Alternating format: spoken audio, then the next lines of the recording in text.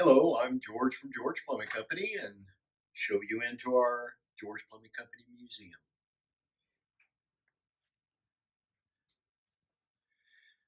So most of our things, or most of the things that we've collected, are my dad's old tools, things that he was using at the turn of the century, actually the 20th century.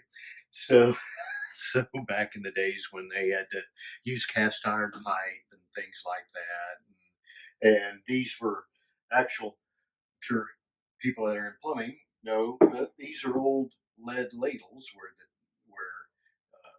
when we assembled drains, piping and things that were under the houses and in buildings and stuff, you had to join the cast iron pipe with lead.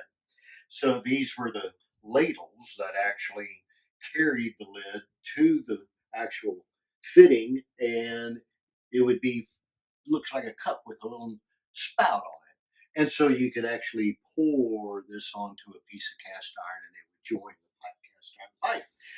This actual ladle is for like 6-inch cast iron pipe.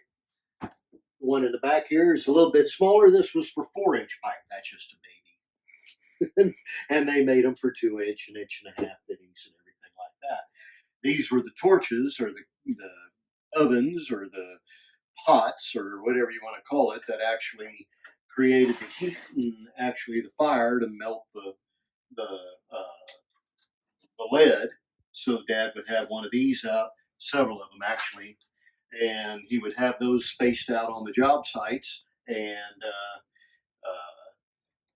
they would have these big cast iron pots, and they would put on here and doggone it, fill it full of old lead, and just they'd have these burners and big cast iron kettles and shrouds and everything to be able to hold the heat in.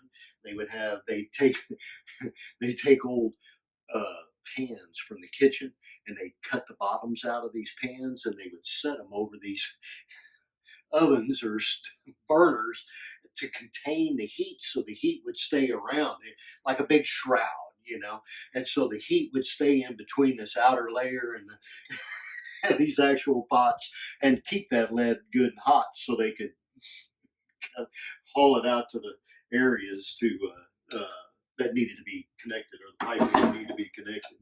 And they had several different types of these things, but dangers. They used to put, well, these were actually, these were kerosene, and these were big torches that were used with gasoline, and we'd go out and burn a joint, melt the lead out because maybe it was wrong or something. Instead of cutting or destroying the pipe, we'd go back out there and melt that old lead out, and they'd use these kind of torches, stuff like that. So, and of course, he had lots of them. Some of them were donated from other companies to me to be able to keep them and restore them. Down here, we have like a little oven, and this was actually when they started getting a little newer and they had gas available, and they would put this oven, little oven. I don't know if y'all can see it that well, but it's a little cast iron heavy duty oven, and uh, they would hook it up, had a little burner in there and everything, and they'd set these irons. These are soldering irons, and they would heat them up, and that's how they joined. They put it on a copper fitting and heat the copper fitting up. They had different sizes for different. Of course, a lot of sheet metal workers use these kind of irons too through the years. But before the plumbers had torches to solder the copper together, they had to use these irons, and they would stack them all around the copper fitting and heat it up. It'd take forever, and then they could melt their lead onto it and join the copper pipe. Of course, we got an old water heater, I mean, not water heater, but an old hot water steam radiator. Uh, this one was really a hot water recirculating type deal and heated the home with just hot water through those old ribs. A lot of people might recognize that. So that was an old toolbox that my dad had after he got out of World War II, and it was an old foot locker. Of course, they used everything back in the 40s and 50s, and he took his old foot lockers from the army and made toolboxes out of them. So, and of course, it's full of some of his old tools and things like that. This was the first cash register. This was the first cash register that Dad had that I guess at the retail store when he opened up after the war, after World War II. He sold hardware like nails and BBs and screws and everything like that. This is an old uh, out of the commissary of one of the bases, an old cash register that he had used or had. We've got all the old there's some old codes in there, code books, since there's some of the stuff back from the 1940s, all the way through. That's, I guess, part of the George Plummet Company Museum Library. I have some other really old books also. Boy Scouts books had a plumbing. The old Boy Scouts in the 50s had a badge, and it was a plumbing badge they used to do. Over here in the corner, these are some of the old tools that were used to actually work lead drain pipe, where they once they brought the cast iron up to the floor, they would then take it there from there and come up in the wall with lead drain pipe, and all those were just ways to shape the lead, the piping. They would join lead, make tees, wiping lead. And a lot of those things were all used for wiping and shaping lead pipe. Can't use lead pipe anymore. So down there, there's lots of old pipe wrenches that he used in the early 1900s, things like that. And just here's some pretty neat stuff up here. So in the early 1900s, the inside the toilet, you had a fill valve that filled the toilet, and this was the float ball. Some of the early ones were actually glass, actual glass. Lady gave this to me, said, "You'll probably really enjoy this." And it was a float ball for the old toilet tanks. That's how it would fill and turn off the water. Actual glass. Can you imagine trying to carry that in your work truck? So from there, they went to copper balls, copper flat float balls on the float rod. Some of you guys might understand, you might have seen how the old ones were. And it would go up and down and fill the toilet up. And when it raised up, it turned the water off. And when it went down, as you flushed the toilet, the water would drop out of the reservoir. So they went to copper. Well, the copper started to fail. So from copper, then they, like today, went into plastic. Now then you don't even see these anymore. So we decided to make a little display on several different type of float balls from the old days.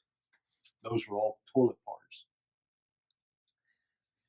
Gosh, then from here we have one of the first tankless water heaters ever made, 1917.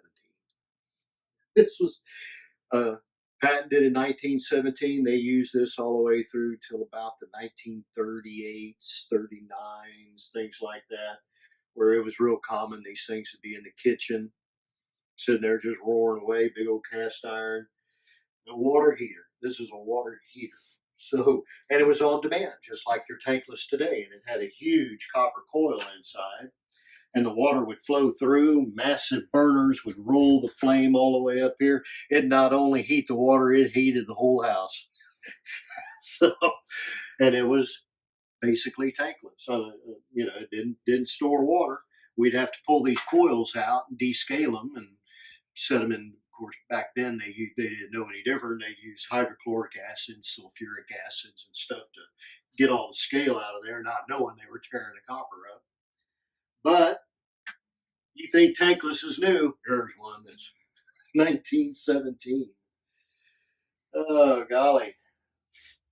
From here, I guess really, these are just some of the old working tools they had to shape all kinds of stuff. They used a lot of carpenter tools to do a lot of things, but one of the neat things that Dad had were these old wooden levels, and I guess those were some of the early 1900 levels that they'd have to use to be able to make sure they had,